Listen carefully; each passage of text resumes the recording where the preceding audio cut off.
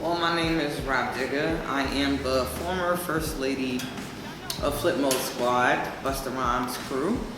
I have been rhyming for eons. I started out way back, Fuji's. I was featured on the score. I had a crew prior to the Flip Mode Squad called the Outsiders. I'm a Jersey native. Shout out the Outs. We all from Jersey. And I am an MC, and a damn good one at that. I've been rhyming since elementary school, but I think I'm gonna say I got my official break into the music business. 96. 96 was when I signed my first record deal to Elektra Records. And I mean, I did a lot of grinding leading up to that. A whole lot of please listen to my demo, a whole lot of showcases. But I ultimately was at the right place at the right time. Shout out Q-Tip. I got in Q-Tip's ear and just kept it real with him. I was pregnant at the time. I was in my third trimester. So I just had a real nice conversation with him. Like, yo, I got less than a month to have this to have this baby, and I need a deal before she gets here. One thing led to another. I performed at SOB's, which is a very big, I guess, milestone venue in New York. And we were doing the Lyricist Lounge showcase, and I performed there, pregnant to death. And he saw me, and it was just on for me. I had my deal before my child got here. That's all I know. The first time I even picked up a pen, I was 12 years old, and I started out just doing it as a hobby, elementary school showcases, and even through high school. I told myself I always wanted to put an album out, but at that time I didn't realize the success that you can have putting out back then. Yo, MTV Raps was for me was considered, I made it. I would have just been happy to get on TV. And I think when once I saw Queen Latifah doing it, and being that she was another female artist from Jersey, it made me feel like, wait a minute, this isn't something made up. This isn't something that only people from New York do. That was another thing too. I thought I thought you had to be from New York to be on TV when I was a baby. So when I saw Queen Latifah doing it, it was like, wait a minute, okay, here's somebody that goes to school right down the street, and she is doing the damn thing. I think that is when I started really taking my demos seriously and going out and really, as opposed to just flipping somebody's instrumental, really going out and finding my own producer to produce a demo for me that I could physically shop. So definitely Queen Latifah. And I had to be maybe 16 or 17 at that time. But I've been telling myself my whole life I was putting out an album, but I think when I was physically able to really do it myself, of course, was by the time I got out of high school. It was okay, I don't have to go to school today. Today I can cut school and go to my producer's house, but I'm not advocating cut school at all. That's not what I'm saying. Don't take that from this message.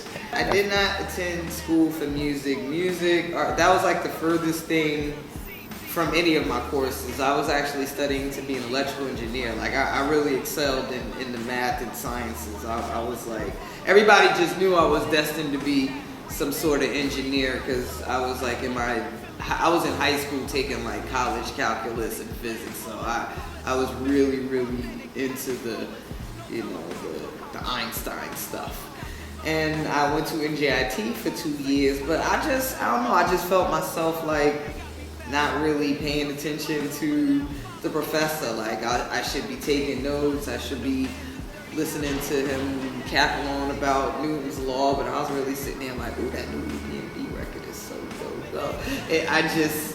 My mind just kept drifting to music, and then ultimately I had to just keep it real with my parents. Yo, I'm wasting y'all money, I'm wasting my time. Like, I'm not, I don't see me, I don't see me doing this in real life. In real life, I see me doing music. And they were disappointed. The whole family was disappointed because in my family, nobody leaves school. You go to college, you go to graduate school, you go to medical school, you go to law school. Like, there's no such thing as dropping out of college to be an artist. So that's what I did, and I'm proud of my decision. I think I started feeling like, okay, I can really do this. Well, even from the beginning, I've always stood out from the females. Like, even in elementary school, when it was like the guys against the girls, like, there was one really dope dude named Cornelius. I don't know where he is now, but yeah, you were the fire under my ass. But whenever he rhymed, and he was like an LL at that time, because he was real good with like coming off the head and being that like comedian rapper to just, make people laugh at you.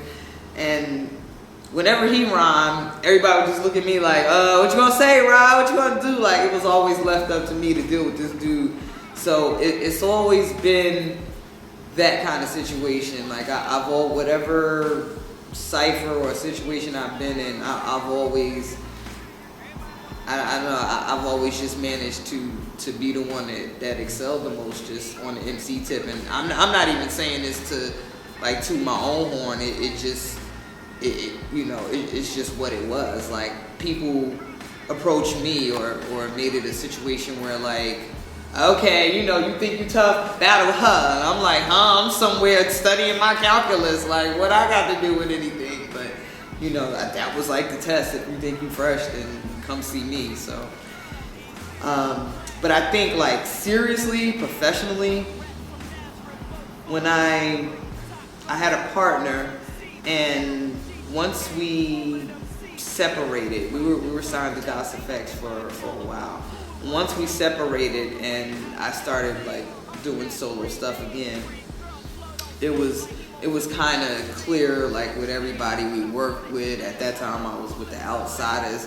It was like, okay, her solo stuff versus my solo stuff. It's kind of, it's always been kind of evident who like the lyrical, and like she was more of a character type of MC, and I was just always about the bars. And I studied Coogee rap, I studied the Juice Crew. And it just, it just showed in my music that I was really like a spitter. Definitely now, I'm way more lackadaisical with the music. I mean, at this point, I feel like I'm just doing what I want, when I want.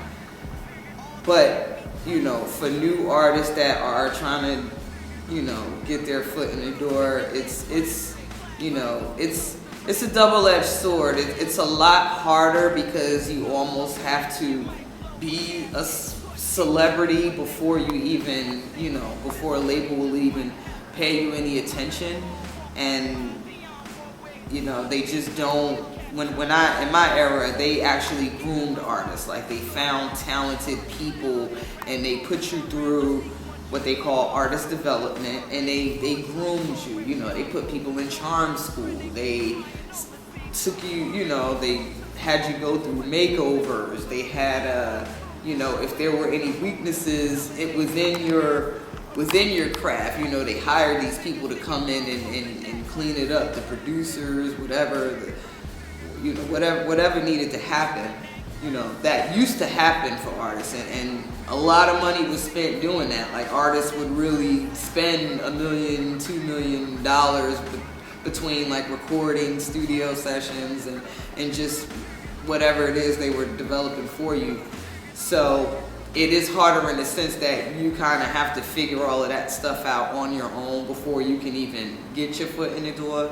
But on the flip side, there's way more resources available to people now that we did not have. We did not have Twitter. We could not just sit at home and twiddle our little thumbs and talk directly to superstars. Like, between the blogs and getting music out there and stuff, like it's really up to you how bad you want it Like, but it's definitely doable. You got people that are, you know, becoming famous on their own, and now you got labels jumping on their bandwagon. So it's definitely possible. Like the internet has changed everything. All the resources is there at your disposal. You just gotta utilize all of them, and you gotta be fresh. Like, I don't care what everybody else is talking about. You gotta have dope bars if you want to last. But that's, you know, that's my spin on it.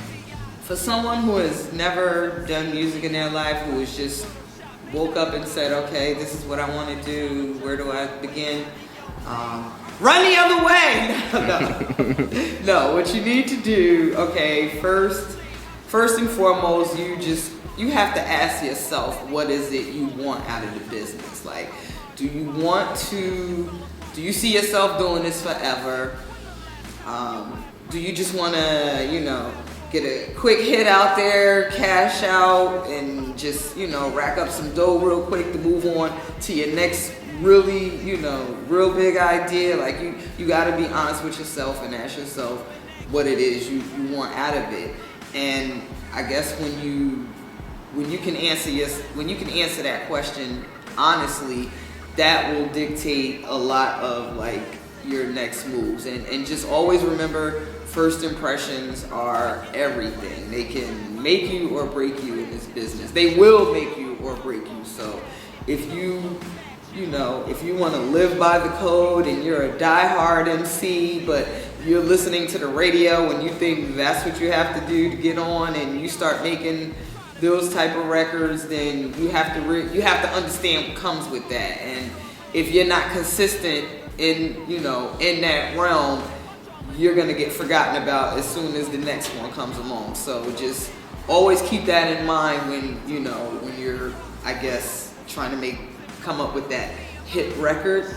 I think the best advice is just to do you, really, and establish your own fan base doing what you do. And as long as you're consistent and confident enough with it, you will establish a fan base.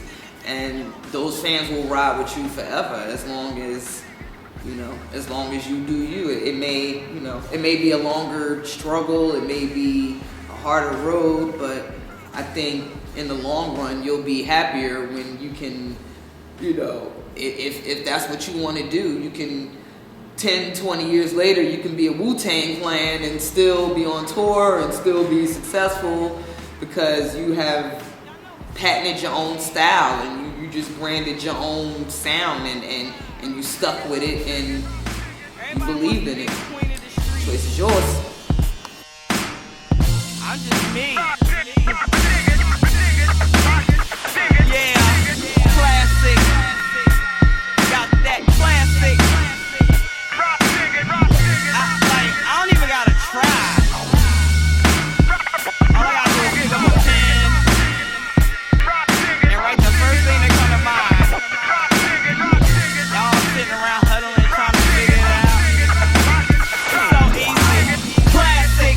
I'm so not the average. Hood rat from Nazareth, vote for the Maverick. Top Gun, not one of them CGI. GGA, all of them CGI. Cropped in Photoshop, they not in my caliber. Who would wanna challenge up all the way out of your league? I'm that breed, they intrigued. Girl flow don't stop like hemophiliac bleed. I'm actually, how should I put it? Lead bullet, Pulitzer vintage, authentic at its fullest. No teleprompts or cop cars, just bomb bars.